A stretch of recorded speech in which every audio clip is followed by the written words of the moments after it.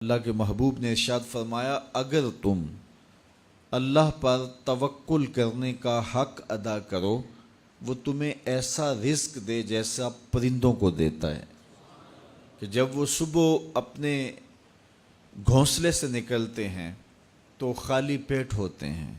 انسان کو تو پتہ ہے کہ میں نے کمائی کے فلاں اڈے پہ جانا ہے، دکان پہ بیٹھنا ہے، فیکٹری میں جانا ہے، فلاں جگہ مزدوری کرنی ہے، لیکن ان کو کچھ پتہ نہیں ہوتا کہ ہم نے کہاں جانا ہے۔ جب صبح نکلتے ہیں تو خالی پیٹ ہوتے ہیں اور جب واپس شام کو پلٹتے ہیں تو ان کے پیٹ بھرے ہوئے ہوتے ہیں۔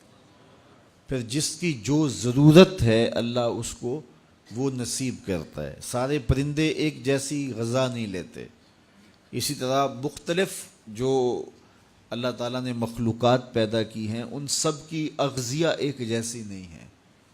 کچھ پرندے کچھ کھاتے ہیں، کچھ کھاتے ہیں، اللہ سب کو ان کی ضرورت باہم پہنچاتا ہے۔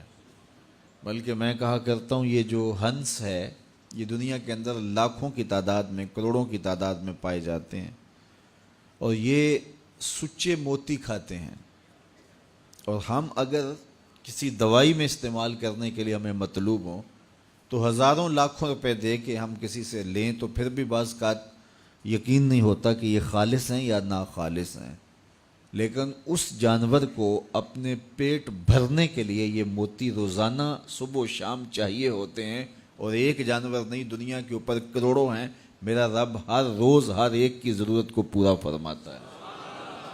تو جس کی جو ضرورت ہے وہ پوری ہوتی ہے۔ بن توکل پنچھی اڑ دے، خرچ نہ پلے زیرا ہو۔ جب وہ گھر سے اڑتے ہیں تو خالی پیٹ ہوتے ہیں، اور جب وہ شام کو آتے ہیں تو ان کے پیٹ بھرے ہوئے ہوتے ہیں۔ تو کوئی اڈا رزق کا مخصوص ان کے لیے نہیں ہے، اور سب سے اچھا کھاتے ہیں۔ وہ جو امرود کا باغ ہوتا ہے اس میں اگر آپ دیکھنا ہو کہ سب سے اچھا میٹھا امرود کون سا ہے تو وہ ہوگا جس کو طوطے نے چونچ لگائی ہو، کیونکہ یہ سب سے اچھا پھل پورے باغ میں، ایک نہ ہوتا ہے ایکسپورٹ کوالٹی، یہ اس سے بھی بہتر کوالٹی لیتا ہے۔ تو اللہ تعالیٰ نے اس کے لیے سب سے اچھا رکھا ہوا ہے، تو اللہ نے یہ انتظام کیا ہوا ہے۔ تو فرمایا میرے حضور نے، اگر تم اللہ پر توکل کرنے کا جو حق ہے اس کو ادا کر دو تو وہ تمہیں بھی ایسے ہی رزق عطا کرے جیسے پرندوں کو رزق عطا کرتا ہے، اگر توکل تمہیں نصیب ہو جائے۔ حضرت رابعہ بصریہ کہ ہاں مہمان آئے تو خادمہ نے کہا مہمان آئے ہیں تو ان کے لیے کیا کیا جائے، کہا انہیں کھانا کھلاؤ۔ تو کہا کہ صرف ایک روٹی پڑی ہوئی ہے، تو مہمان 4-5 ہے، کم از کم 8-10 روٹیاں چاہیے۔ تو فرمایا اچھا اس روٹی کو اللہ کی راہ میں خیرات کر دو، تو خیرات کر دیا گیا۔ تھوڑی دیر کے بعد دروازے پہ دستک ہوئی، من الباب، دروازے پہ کون ہے؟ کہا فلاں کا فرستادہ غلام ہوں، میرے آقا نے آپ کے لیے کھانا بھیجا ہے۔ خادمہ نے کھانا وصول کیا اور کپڑا اٹھایا، گنا تو 4 روٹیاں تھیں، تو کہا جلدی جلدی اس کو واپس کر دو، اس کے آقا نے کسی اور گھر بھیجا ہوگا، یہ غلطی سے ہمارے گھر آ گیا۔ کھانا واپس کر دیا۔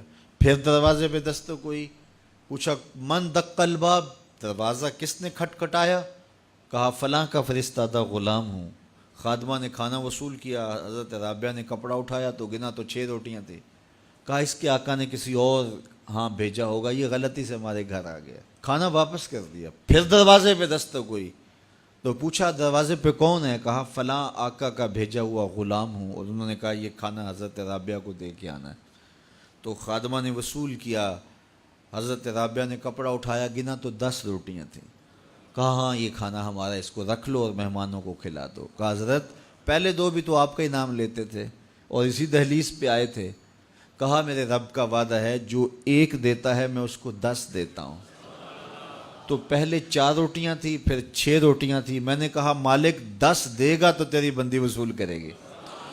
تو اگر اس پہ توکل قائم ہو جائے، اس پہ بھروسہ قائم ہو جائے، وہ وہاں سے دیتا ہے جہاں سے بندے کو گمان بھی نہیں ہوتا۔ تو جب انسان اللہ کے فضل پر توکل قائم کر لیتا ہے تو پھر کام کاج ضرور کرتا ہے، لیکن اس کی زندگی کی جو ٹینشن ہے وہ ختم ہو جاتی ہے۔ بس وہ جتنا کر سکتا ہے وہ کرے، باقی چھوڑ دے اس پہ، تو پھر وہ خزانہ غیب سے نصیب فرمائے گا۔